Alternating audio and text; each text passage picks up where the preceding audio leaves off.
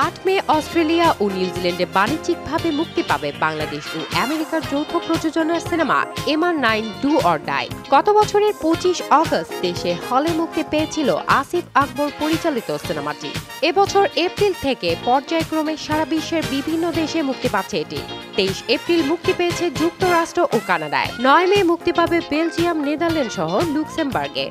আগামী ১৭ মে সিনেমাটি মুক্তি পাবে পাকিস্তানে। এরপর ২৪ জুন একসঙ্গে মুক্তি পাবে Argentina, Brazil, Paraguay, Uruguay, Chile, Mexico, Colombia, Peru, Bolivia সহ ১ ডজন দেশে। এর বাইরে ভারত, মধ্যপ্রাচ্য, দক্ষিণ Korea, Greece, Romania, Poland, Vietnam সহ আরও কয়েকটি দেশে মুক্তি পেতে যাচ্ছে।